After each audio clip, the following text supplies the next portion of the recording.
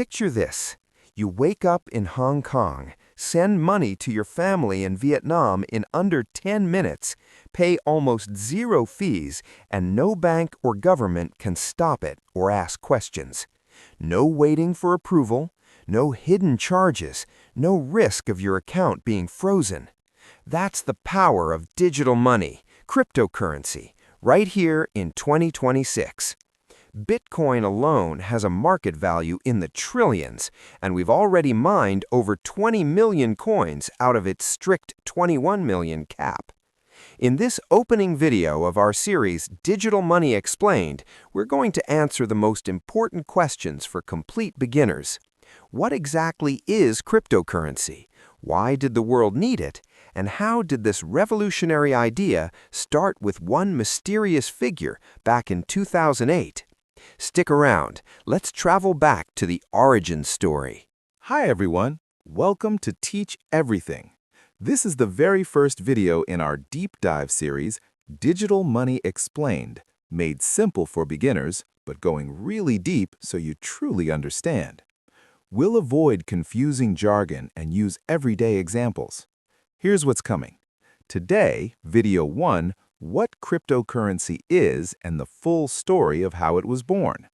Video 2, how the blockchain technology behind it actually works, layer by layer. And in the following videos, different types of crypto, Bitcoin deep dive, Ethereum, practical guides, and the future ahead.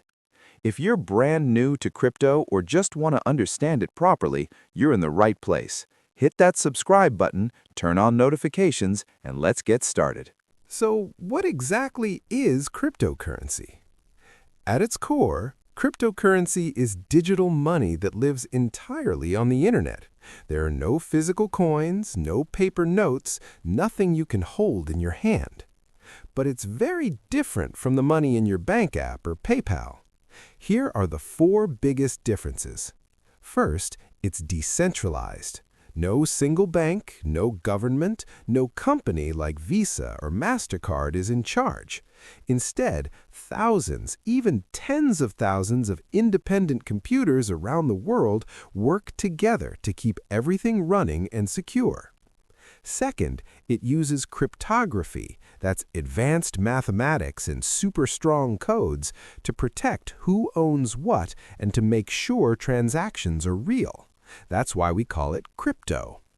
Third, most cryptocurrencies have a strict limited supply. Take Bitcoin as the prime example. There will never be more than 21 million coins created, ever. No central bank can just print more when they feel like it. Fourth, it's borderless and fast. You can send crypto to anyone on the planet in minutes, sometimes seconds, often for pennies compared to international bank wires that take days and charge 5 to 10%. Real-life 2026 example right now. Someone in Hong Kong can buy their morning coffee with Bitcoin or stablecoins, instantly send money to relatives in another country, or even invest in global projects, all without needing permission from any bank or filling out endless forms. Why did we even need cryptocurrency? It wasn't created as a get-rich-quick scheme. It solved real, painful problems with traditional money in our digital world. Let's look at the 3 biggest issues. Problem 1, over-reliance on middlemen and trust.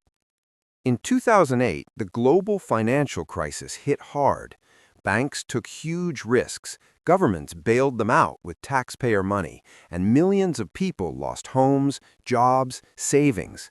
Yet ordinary people's accounts could still be frozen, transfers blocked, or fees jacked up at any time. You have to trust the bank. But what if you don't? Problem 2, double spending in digital form. If money is just bits and bytes, what stops someone from copying a digital dollar and spending it twice? In the physical world, you hand over a bill and it's gone. But digitally? Banks solve this by being the central referee that checks every transaction. Without a trusted middleman, double spending would destroy the system. Problem 3. Expensive and slow cross-border payments. Sending $1,000 from Hong Kong to Europe or Vietnam can take 3 to 5 business days, cost $20 to $50 in fees, and involve multiple banks taking cuts along the way.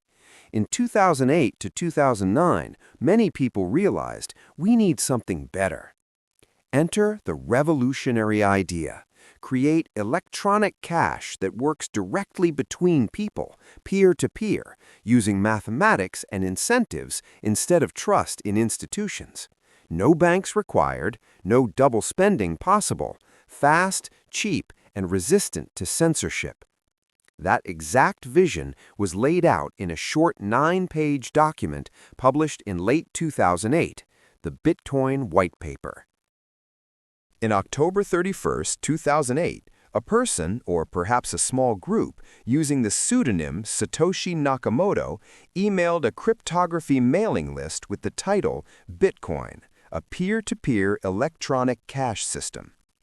The white paper explained, in clear technical terms, how digital signatures prove ownership, a public tamper-proof ledger, later called blockchain, to record every transaction forever, proof of work, a clever puzzle that makes cheating extremely expensive, and a decentralized network where no one has full control, only code and economic rules. Then, on January 3, 2009, Satoshi mined the very first block, known as the Genesis block. Embedded inside it was a hidden message, a headline from the Times newspaper that day. The Times, 03/Jan/09, Chancellor on brink of second bailout for banks. This wasn't random. It was a quiet protest against the bailouts and centralized control of money, and it also proved the block couldn't have been created before that date. Satoshi continued developing Bitcoin for about 2 years, communicating only online, then vanished around 2010-2011. To this day, in 2026, Satoshi's true identity remains one of the biggest mysteries in tech history. From that single Genesis block, May 2010, the famous Bitcoin Pizza Day, 10,000 BTC bought 2 pizzas, today worth tens of millions. 2013 to 2017, thousands of altcoins appear. Ethereum introduces smart contracts. 2021 onward, big institutions enter with Bitcoin ETFs. Fast forward to March 2026, Bitcoin has reached block height around 940,950. Over 20 million BTC already mined, only about 900,000 left, and new ones come slower every 4 years due to halvings. The network secures trillions in value, running non-stop for 17 years. Bitcoin didn't just survive, it proved the concept works. To wrap up today, we learned what cryptocurrency truly is, the real problems it solves, Satoshi's groundbreaking 2008 white paper, the symbolic Genesis block, and why it still matters hugely in 2026. In video 2, we go much deeper. How does blockchain, the unbreakable engine behind all of this, actually work, step by step?